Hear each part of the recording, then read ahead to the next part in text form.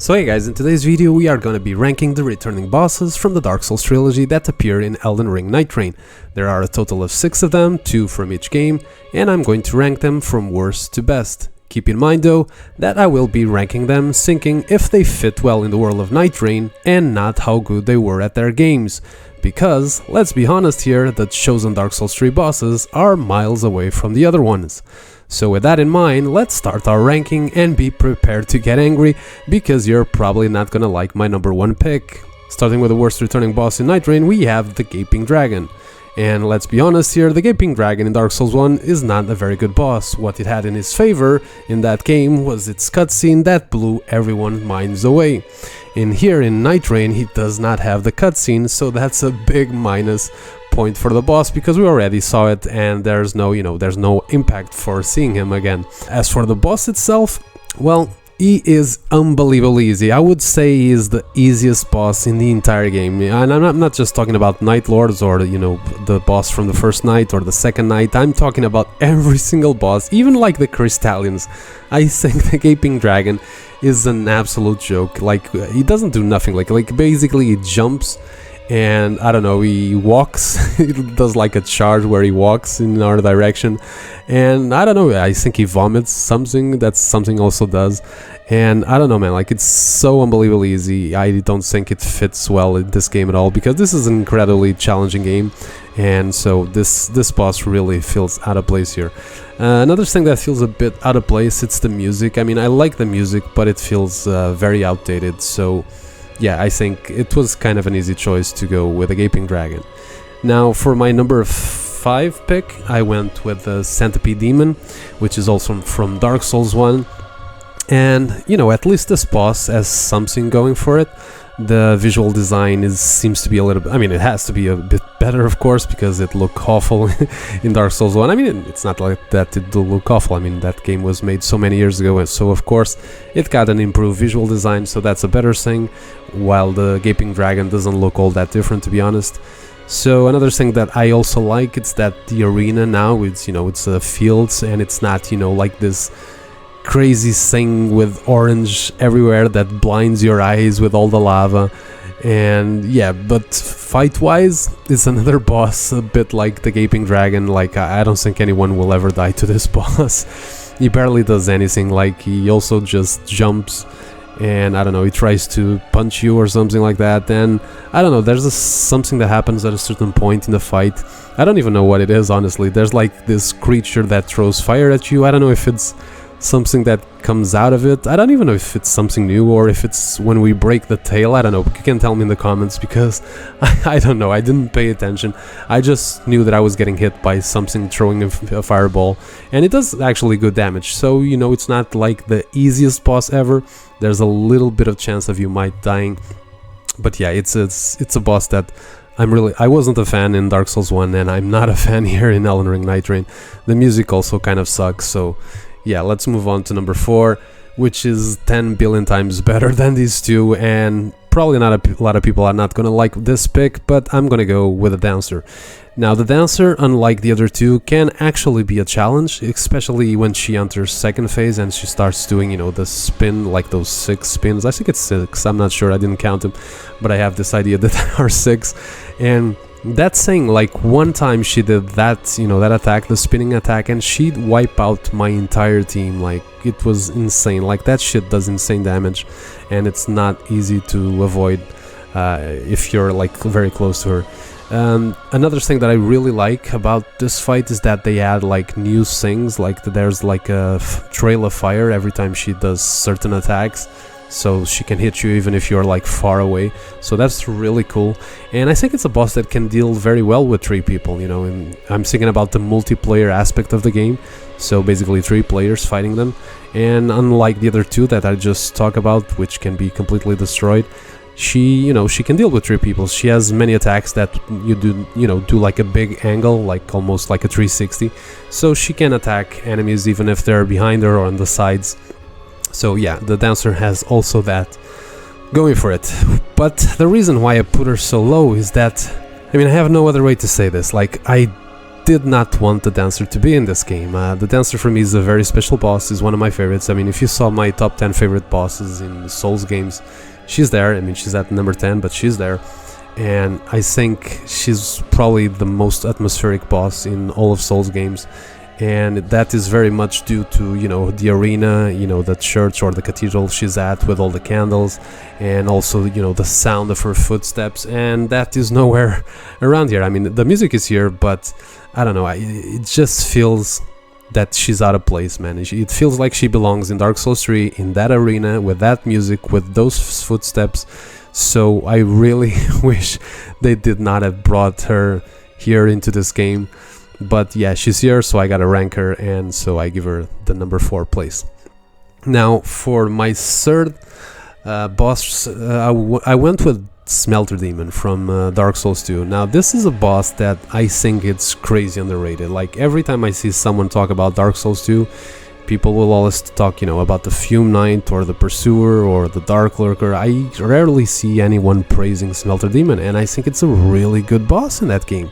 It's not only cool, it's challenging, and it's something that, you know, doesn't happen here. Let's be honest, he's not easy, so that's one of the bad things about this boss. He's really, it's another very easy boss to kill. I don't think anyone is gonna lose, you know, a run to this boss. That would be a bit surprise. But again, like, it's a very cool boss. I think he looks, you know, like a boss from Elden Ring, even though he supposedly is a demon. I think he looks a lot like a troll, so I see him like a fire troll, and there's a lot of trolls in Elden Ring, so I really think he fits, you know, the overall visual design of the bosses in this game. And even though his music, yes, it feels a bit outdated, it's a really good song. I really like his song, so that's another plus. And yeah, I'm like super happy they brought him, because maybe now, you know, some people will like him more, you know, or if people that never played, you know, Dark Souls 2 are probably, when they go into that game, they're gonna see him and, you know, they're gonna think, oh, look who's here. I don't know, I think it's really cool. I'm happy to see this boss in the game. I'm happy to see him, you know, getting some recognition, because I don't know, I think it's a very underrated boss. And yeah, that's why he gets the number 3 for me. Now at number 2, and this is where people are gonna lose their shit for sure, because you're probably thinking I'm gonna pick Duke Deer Freya, but I'm gonna pick for number 2, Nameless King. Now, this is a very cool boss in both games, don't get me wrong. He's amazing in you know, in Dark Souls 3, and he's pretty amazing here. And by far, the Nameless King is the hardest of the returning bosses, man. Jesus Christ, every single team that I, you know, fought with him, we either lost or we barely got a win, and everyone was always so afraid to get close to him, you know. Everyone was just like shooting arrows or spells from a distance. I don't know, like, this guy hits like a truck. It was like that in Dark Souls 3, and it is the same here. So that's a really good thing going for the Nameless King. He's like crazy hard, so it fits well with this game. Difficulty, another thing that fits very well, it's of course, you know, first phase, because he, you know, he has the dragon, and dragons is a big thing in Elden Ring. There's a lot of dragons in this game, so, you know, seeing him on top of a dragon, it's something really cool. I mean, we already saw it, but, you know, if you're a new Elden Ring player and you see the Nameless King for the first time, he's gonna feel like he belongs 100% to the game. The music, it's also good. I don't think it's one of the best out there, but it's a very nice song as well. It fits well with Elden Ring Nightreign as well. But the reason why I'm not putting him at number 1, and again, you might disagree with me, but I think he suffers from the same problem as the Dancer. The same way the Dancer was a big thing with her arena, I also think the Nameless King belongs in Dark Souls 3. You know, when we got to him for the first time and we saw the fog on the floor, and we were like, you know, can I walk through this? Am I gonna fall and die? And suddenly we're like in the air and we enter the fog gate, and you know, you're on the top of the clouds fighting him with that incredibly, insanely beautiful arena, and we see him coming down from the skies. It's just such an important moment. And I'm also gonna mention this, which is something that, you know, people that know me are probably gonna laugh, but, you know, everyone knows I'm not into lore, but this guy is like crazy important to the story, man. Supposedly this guy is Gwyn's firstborn or something like that, so he's very crazy important into lore, and again, I don't like to see him here, you know, being just, you know, something that we have to beat to get to the actual boss. I don't know, I think this is way too much of an important boss to be here, so that's why he doesn't get the number one. And at number one, you already know, of course, it's Duke Freya. I cannot believe, like, I would never say in a million years that I would pick this boss for you know, to put it on my first place, doing a worst to best list, you know, from the Dark Souls Trilogy, returning bosses in Elden Ring Nightreign. But here she is. Like, first of all, visually, I think she's perfect. Like, she fits 100% perfectly to the world of Elden Ring Nightreign. She's a gigantic spider. And most of the times when we fight her, you know, it's like in the middle of the, you know, like a valley or something like that. So she looks perfectly for Elden Ring Nightreign.